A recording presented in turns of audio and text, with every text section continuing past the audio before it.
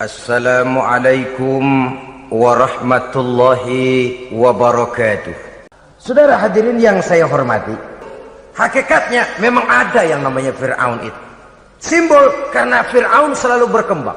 Di setiap zaman, di setiap tempat, Fir'aun selalu ada. Cuma liciknya Fir'aun ini kemana dia pindah, ke situ dia ganti nama. Orang sering lupa, padahal isinya Fir'aun.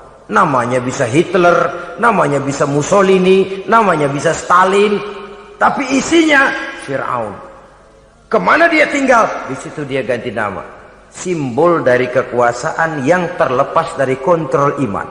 Simbol dari kekuasaan yang menyebabkan orang lupa diri dan lupa daratan. Dan sebenarnya mah Fir'aun mulanya cuman raja tuh, raja doangan dia. Cuman kelamaan jadi raja, kagak mau turun-turun. Akhirnya dia menganggap tidak ada yang lebih tinggi daripadanya. Apalagi ketika Nabi Musa datang mengajarkan ada Tuhan lain, yaitu ada Tuhan yang sebenarnya yaitu Allah. Lah Fir'aun sampai kepada puncak kekurang ajarannya, memproklamirkan diri sebagai Tuhan. Ana rabbukumul a'la. Bukan karena kebodohannya sebenarnya, tapi karena gengsi kekuasaannya. Nah ini, gengsi kekuasaan ini sering menyebabkan orang overacting. Fir'aun bukan bodoh, bukan. Fir'aun bukan tidak tahu kalau Musa itu benar, tahu. Fir'aun bukan tidak ngerti kalau itu mukjizat, sihir kalah, tahu. Tapi gengsi kekuasaan. Gua kan raja, masa di depan rakyat tunduk sama Musa, gengsi dong. Cobalah lihat, gengsi kekuasaan sering membuat orang mau menginjak-injak kebenaran, mau membohongi hati nuraninya sendiri, mau membohongi kolbinya, hatinya. Padahal itu sudah, orang kalau sudah hatinya sendiri dibohongin, apalagi orang lain, sudah manusia paling kejam itu. Cuma karena gengsi kekuasaan saja. Gengsi kekuasaan kadang menganggap remeh kecil Nabi Musa, kadang merasa besar di depan rakyatnya, tiba-tiba harus tunduk kepada dakwah Musa. Ntar dulu, ada apa sama Musa, dia kanyut, gue yang ngangkat. Iya, peristiwa di Sungai Nil itu. Karena aku yang nyelamatin, aku yang besarkan dia di istanaku. Gengsi kekuasaan sering menyebabkan orang overactive. Bukan karena kebodohan, dia tahu itu benar, tapi dia berat untuk mengikutinya. Kenapa? Gengsi kekuasaan. Inilah watak Fir'aun. Oleh sebab itu Nabi Musa minta, ya Allah, lapangkan hati saya menghadapi orang kayak Fir'aun ini. Wa yassirli amri, dan mudahkan urusan saya. Nah, ini orang berjuang itu, saudara, setelah segala taktik dan strategi dibicarakan, segala persiapan fisik disiapkan, jangan lupa wa yassirli amri, ya Allah, mudahkan urusan saya. Sebab sepanjang yang bisa kita lakukan hanyalah berusaha dan berusaha. Kepastian, ketentuan, hak prerogatif daripada Allah Azza wa Jalla. Kalau Allah memberikan kemudahan, satu dunia orang mau menghadang, no problem. Kalau Allah sudah memberikan kemudahan, satu dunia orang mau mendatangkan kesulitan, gak ada gunanya. Wa yassirli amri, mudahkan kiranya urusan saya ini ya Allah. Karena sudah terbayang oleh Musa. Pertama, faktor psikologis. Bagaimanapun Fir'aun itu kan bapak angkat sendiri. Ya orang kalau nasihatin orang lain barangkali nggak terlalu jadi beban moral. Tapi kalau sudah menasehati orang yang pernah mengasuh dan membesarkan dia, itu kan beban moral. Sulit posisi ini, apalagi kekuasaan mutlak berada di tangannya, tentaranya gagah perkasa. Wa yassirli amri, mudahkanlah urusan saya ya Allah. Lapangkan hati, mudahkan urusan. Saudara-saudara kaum muslimin rahimakumullah, permohonan yang ketiga dari Nabi Musa setelah minta dilapangkan hati dan dimudahkan urusan, wahlul 'uqdatam min lisani, bukalah kebekuan lidahku. Satu riwayat menjelaskan bahwa Nabi Musa memang agak gagap kalau bicara. Riwayat lain menjelaskan bahwa beliau agak sedikit cadel. Tapi yang jelas, minta agar dibukakan kebekuan lidah. Ini mengandung satu pelajaran bahwa cara menyampaikan sesuatu akan sangat menentukan sesuatu itu sendiri. Sesuatu yang baik, kalau salah cara kita mengucapkannya, salah cara kita menyampaikannya, jadi tidak baik kesan orang. Ini soal ucapan. Soal hati itu Allah saja yang tahu. Tapi kan orang sebelum tahu hati ini, omongan yang didengar, tingkah laku yang dilihat. Maka ini yang diminta oleh Nabi Musa alaihissalam. Misi risalah ini berat. Menyampaikan pesan ilahi ini tidak ringan. Kalau salah saja ngomong, akan timbul kesalahpengertian. Oleh sebab itu, wahlul 'uqdatam min lisani, bukalah kebekuan lidah saya ini, supaya lancar bicara untuk menyampaikan yang hak, menghancurkan yang batil. Cara kita menyuguhkan sesuatu sangat menentukan sesuatu itu sendiri. Saudara datang ke rumah saya, yang saya suguhkan cuma segelas teh pahit dan singkong goreng, tapi kalau dengan kata-kata yang menyentuh, enak didengar telinga, nggak berasa tuh singkong goreng. Sebaliknya yang disuguhkan makanan mahal, mewah, lezat, caranya kasar, omongannya nggak enak didengar. Maka anda sikat abis ini, gue tau lu lapar abis ini.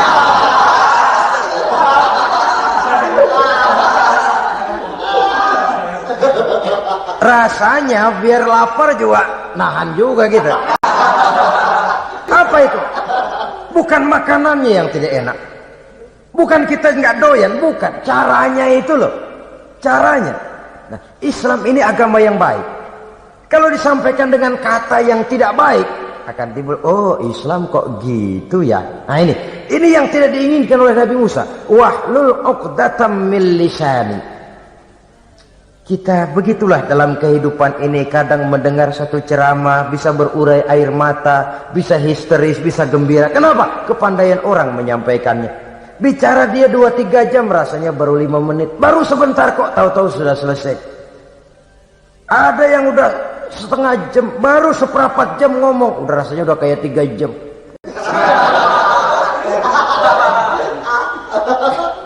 Kita udah berbisikkan, udah dah.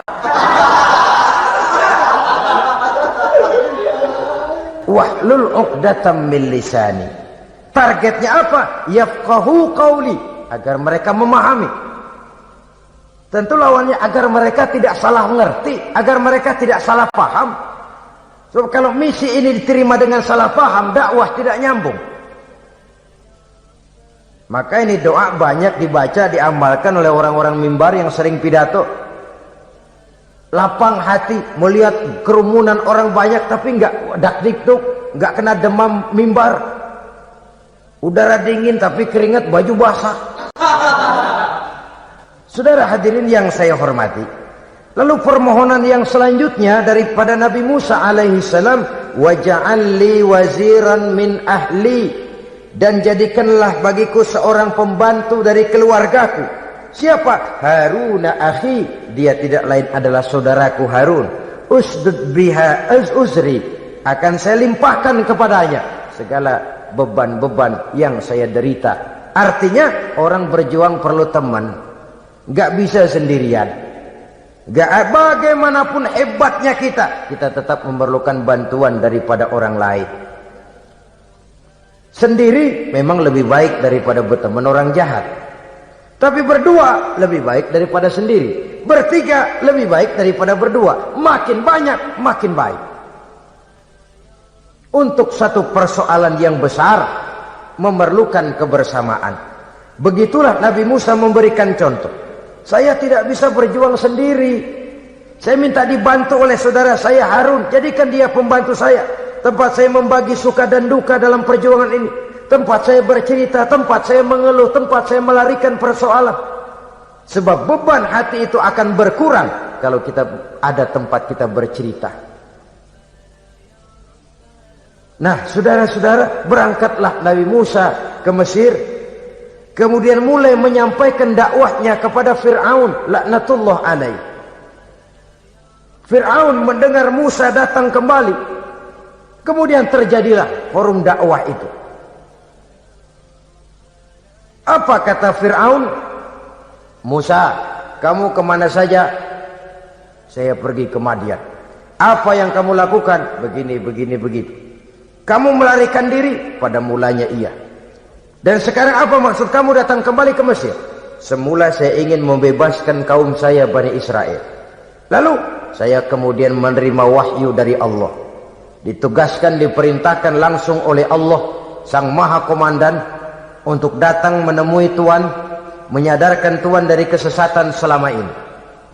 Siapa Allah itu Musa? Allah adalah Tuhan saya dan Tuhan-Tuhan juga dan Tuhan seluruh alam ini. Baru nih Musa. Saya baru dengar nih. Ada yang begini nih. Tuhanlah pakai nggak kelihatan. Tuhanlah cuma satu. Yang Tuhannya banyak aja masih kelaparan.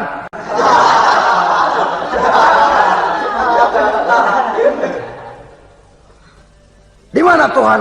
Tuhan saya bersemayam di aras, tempat yang sangat tinggi. Hei Haman, kata Fir'aun kepada Perdana Menterinya, bikin menara yang tinggi.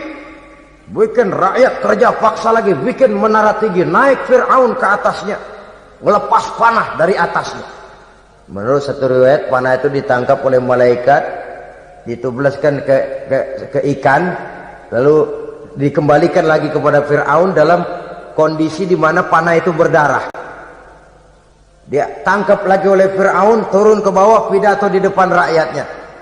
Lihatin, Tuhan Musa udah saya panah nih. Mati. Saudara hadirin yang saya hormati, dengan segala macam dalih Fir'aun mencoba mengingkari dakwah Nabi Musa alaihi salam. Baiklah Musa, andai kata kamu benar, apa buktinya? Tuhan mau apa? Kamu sanggup menandingi tukang sihir saya? Insya Allah. Ayo kumpul tukang sihir, kumpul. Kumpulkan tukang sihir, dilepaskan tali-tali kecil, berubah jadi ular mengejar Musa. Musa oleh Allah difirmankan, lemparkan tongkatmu Musa. Musa melemparkan tongkatnya. Tongkat Musa kemudian berubah menjadi ular besar yang menerkam ular-ular kecil tadi. Habis itu ular kecil ciptaan tukang sihir Fir'aun. Begitu hebat mukjizat yang diberikan Nabi Musa, dan Fir'aun tahu itu mukjizat, tapi dia ingkar juga, tidak mau beriman. Sudah nyata bukti, sudah jelas saksi, dia tetap ingkar. Akhirnya Nabi Musa berdoa memohon kepada Allah, Rabbana innaka ataita fir'auna wa mala'ahu zinatan wa amwalan fil hayatid dunya. Wahai Allah, sungguh engkau telah memberikan kepada Fir'aun dan para pembesarnya zinatan, segala macam perhiasan, wa amwalan, dan segala macam harta benda, fil hayatid dunya, di dalam kehidupan dunia ini. Rabbana liyudillu an sabilik, semuanya hanya menyebabkan mereka jadi sesat dari jalanmu. Rabbana tmis ala amwalihim, ya Allah binasakanlah mereka di dalam hartanya. Wasdud ala qulubihim, tutuplah pintu hatinya. Fala yu'minu hatta yarawul azabal alim, mereka tidak akan beriman sampai mereka melihat azab yang sangat pedih. Sudah dibuktikan dakwah baik-baik tidak mempan, bukti berupa mukjizat tidak kena, sampai dikirimkan teguran berupa berbagai macam bencana masih tidak juga beriman. Akhirnya Nabi Musa memutuskan, kalau begitu menyelamatkan kaum dululah. Kaumnya Bani Israel dibebaskan dari perbudakan, dibawa oleh Musa keluar dari Fir'aun, dari Mesir, dikejar oleh Fir'aun. Dalam pengejaran ini sampailah Nabi Musa di tepian Laut Merah. Buntu, depan laut, belakang tentara Fir'aun. Maju kecebur, mundur kepergok musuh, nggak ada pilihan lain. Dalam kondisi seperti ini, Allah Subhanahu wa ta'ala berfirman kepada Musa, lemparkan tongkatmu ke laut, hai Musa. Musa melemparkan tongkatnya ke laut. Terjadilah mukjizat. Laut terbelah, jalan muncul ke permukaan laut. Lewat Musa di jalan itu, Fir'aun terus mengejar. Ketika Musa sampai di tepian sebelah sana, Fir'aun masih di tengah jalan. Laut menutup kembali, hilang itu jalanan. Fir'aun dan seluruh tentaranya tenggelam di Lautan Merah. mati. Pada saat kondisi seperti itulah Fir'aun dalam keadaan menghadapi sakaratul maut, napas cengap-cengap, hampir putus di leher, berkata dia, amantu bi Rabbi Musa wa Harun. Kalau begini mah saya juga percaya dah sama Tuhan, percaya dah sama Tuhannya Musa dan Tuhannya Harun. Kata malaikat maut, kemarin kemana mas?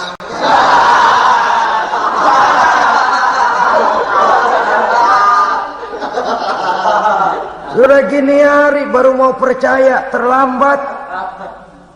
Terlambat. Akhirnya Fir'aun mati. Mati, tapi badannya utuh. Allah berjanji, wa kadzalika nunajjika bi badanika litakuna liman khalfaka ayah. Kami selamatkan badanmu Fir'aun agar menjadi pelajaran bagi orang-orang sesudah kamu nanti. Fir'aun mati, tapi badannya selamat terdampar di tepi pantai. Oleh rakyat Mesir, wah ini raja kita nih. Raja kita, ketemu, hidup, mati.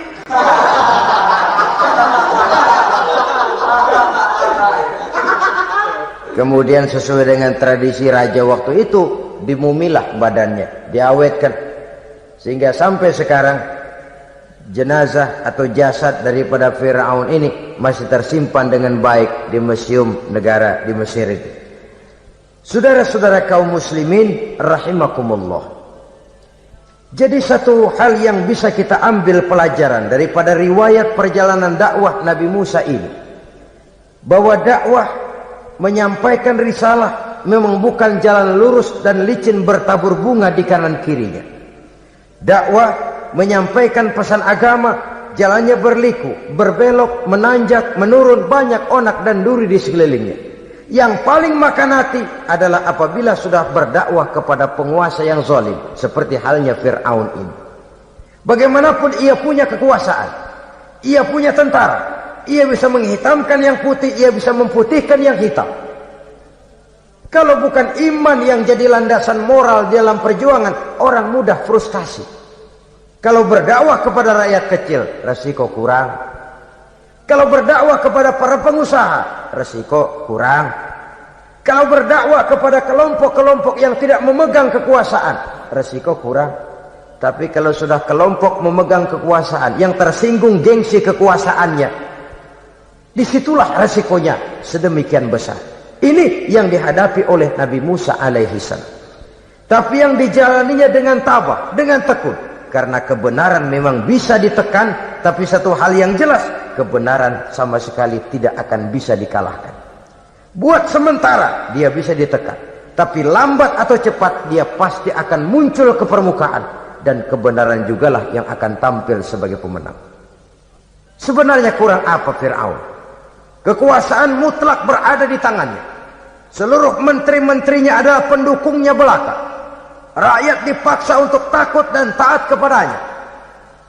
Dia adalah kekuasaan tunggal di Mesir.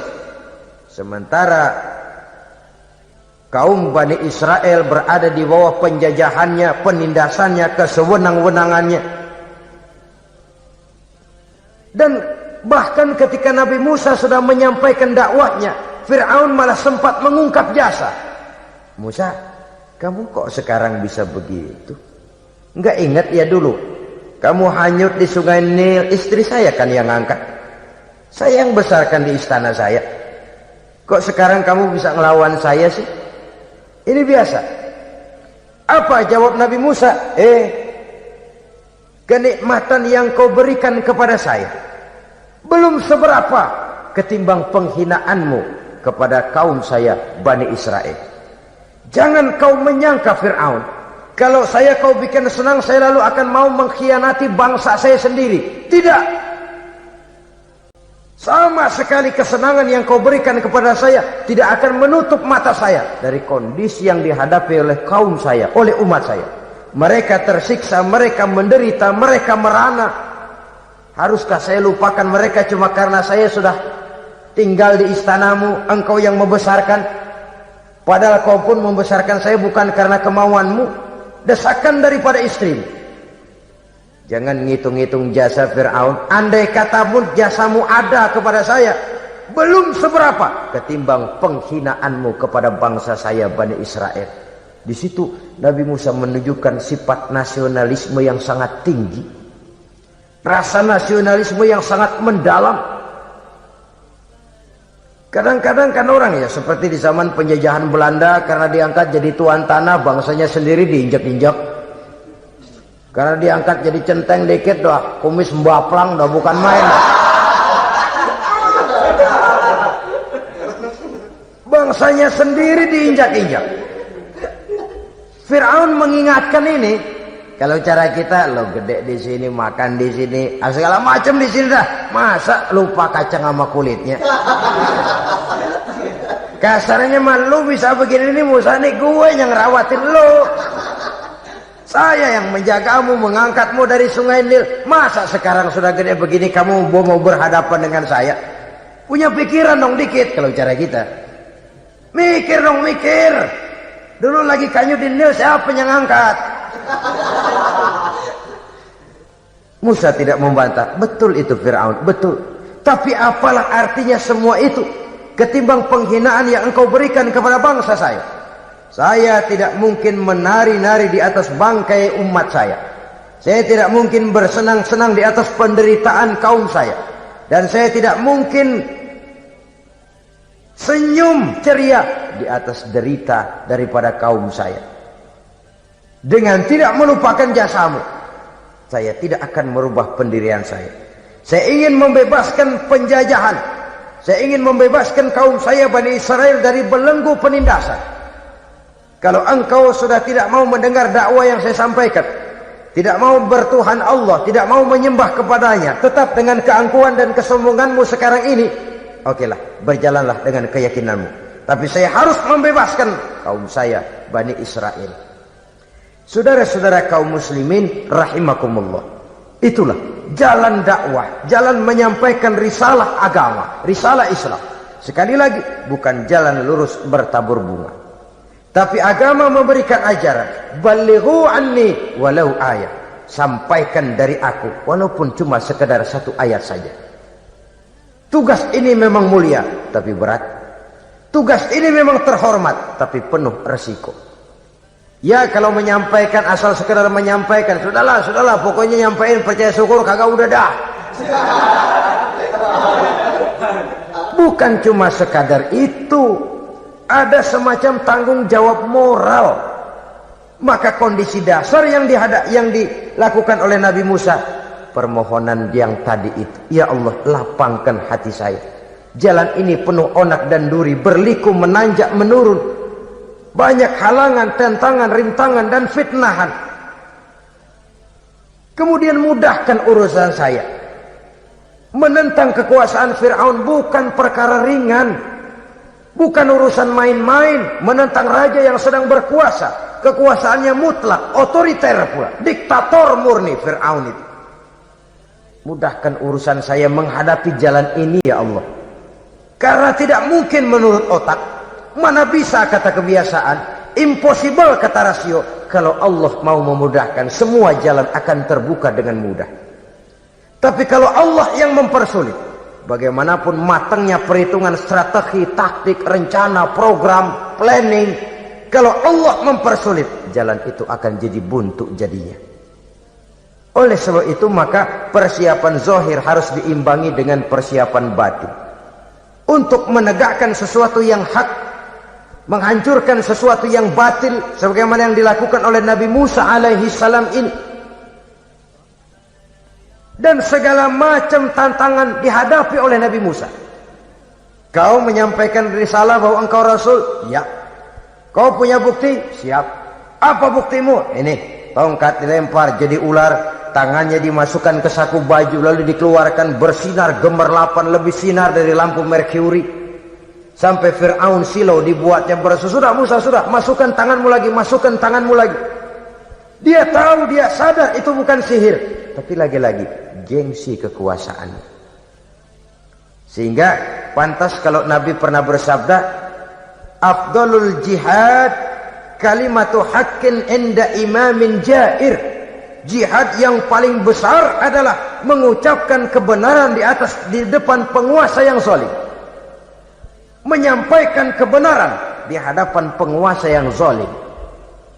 Tapi kan berat, saudara, sulit, apalagi kalau belum apa-apa udah ngeri. Udah jangan dah.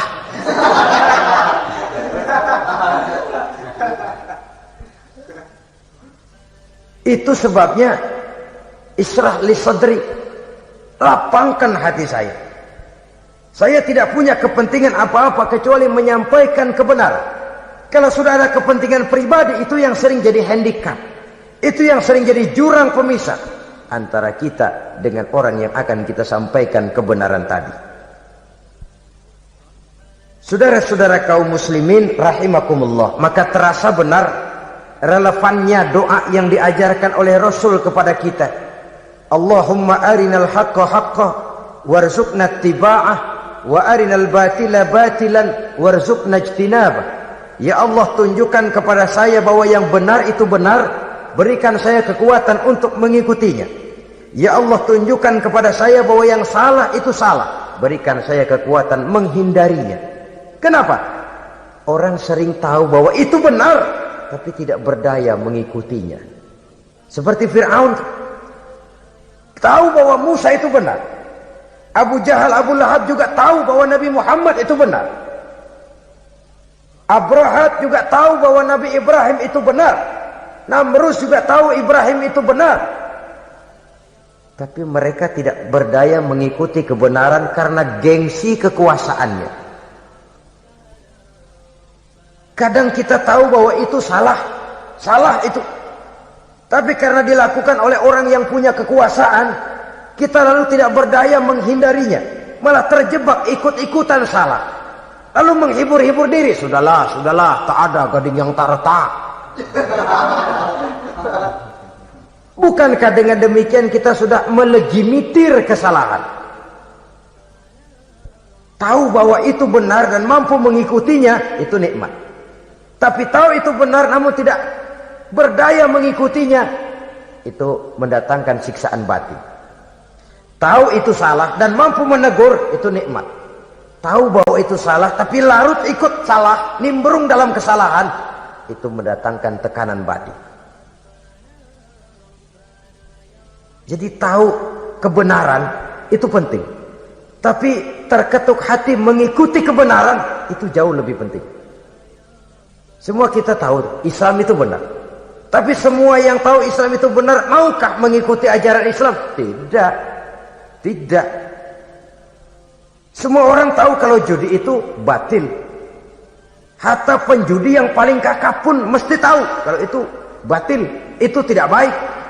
Tapi dia tidak berdaya untuk menghindarkannya, terjebak ke dalam penyakit itu tadi. Oleh sebab itu, saudara-saudara kaum muslimin yang saya cintai, tidak ada satu ucapan yang lebih baik. Dalam istilah Quran itu Allah menjelaskan, wa man ahsanu qawlan mimman da'a ila Allah wa amila salihan wa qala innani minal muslimin. Ucapan siapakah yang lebih baik dalam hidup ini selain daripada mimman da'a ila Allah, selain daripada ucapan orang-orang yang menyeru ke jalan Allah, orang-orang yang menyadarkan kepada agama, ini jalan Allah, mari ikuti, itu jalan setan, mari tinggalkan. Wa amila salihan, tidak cukup sekedar berdakwah mengajak orang ke jalan Allah, dia juga beramal soleh. Dia bangun rumah sakit, dia bangun madrasah, dia bangun masjid, dia makmurkan majlis taklim, dia santuni yatim piatu. Wa qala innani minal muslimin, seraya berkata, saya termasuk orang yang berserah diri kepada Allah. Da'a ila Allah wa amila salihan wa qala innani minal muslimin. Menyerukan manusia ke jalan Allah, beramal soleh, dakwah bil hal kata orang sekarang. Kemudian mereka pada akhirnya berkata, kami adalah sekelompok orang-orang yang sudah berserah diri kepada Allah. Segalanya diserahkan kepada Allah. Lahirlah kedamaian rohani, ketegaran pribadi, ketentraman batin di dalam dia melaksanakan tugasnya. Kalau tidak, maka nanti ya tuh orang kan gua ajak baik-baik nyuruh sembahyang, ngapa gua dimusuhin? dipikirin, kurus dah.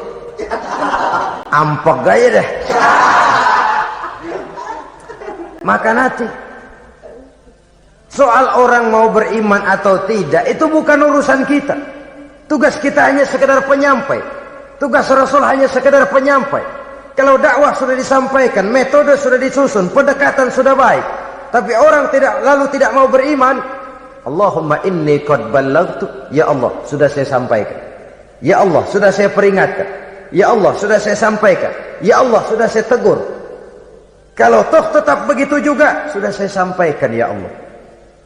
Di sana kelapangan lalu tumbuh. Jadi dengan kata lain, kita hanya berusaha, hidayah adalah di tangan Allah. Oleh sebab itu, kita ini termasuk yang bersyukur telah mendapat limpahan hidayah ini. Kalau kita lihat Fir'aun CS termasuk Haman, Perdana Menterinya, dan seluruh bala tentaranya, kurang apa? Mereka lihat mukjizat. Mereka saksikan kebesaran Allah. Di dunia juga mereka sudah dikirim bencana, teguran kepada mereka, entah tidak juga beriman. Dan strategi Nabi Musa mula-mula dialog, diajak ngomong, diajak bicara, diajak mikir, tukar pikiran. Allah itu begini-begini, oh tidak bisa, iya begini begitu. Masih tidak percaya juga, dibuktikan mukjizat, tongkat jadi ular, tangan bisa mengeluarkan sinar. Masih ingkar juga, keluar doanya nih. Doa yang ada dalam surah Yunus ayat 88-89. Rabbana tmis ala amwalihim. Ya Allah cukup dah. Seruan sudah disampaikan, peringatan sudah diberikan, mukjizat sudah mereka lihat, tapi nggak juga mau beriman. Buresin aja harta bendanya dah. Habisin aja. Habisin aja, habisin dah. Dikasih perhiasan kehidupan dunia. Innaka ataita fir'auna wa mala'ahu zinatan wa amwalan. Dikasih harta, kesenangan dunia, bikin sesat. Habisin aja dah. Wastud ala qulubihim, hatinya empat dah. Udah dipatri, udah enggak mempan apa-apa. Sudahlah ya Allah. Wala yu'minu hatta yaraul azabal alim. Rasanya mereka memang enggak bakalan mau beriman kalau belum melihat azab yang sangat pedih. Dan memang setelah timbul tenggelam, napas mau sekarat, baru beriman. Terlambatlah sudah. Nah, saudara-saudara kaum muslimin rahimakumullah, bagaimana akhir daripada perjalanan Nabi Musa ini, insya Allah akan kita bicarakan pada pertemuan berikutnya. Terima kasih atas perhatian saudara. Mohon maaf atas segala kekurangan. Wassalamualaikum warahmatullahi wabarakatuh.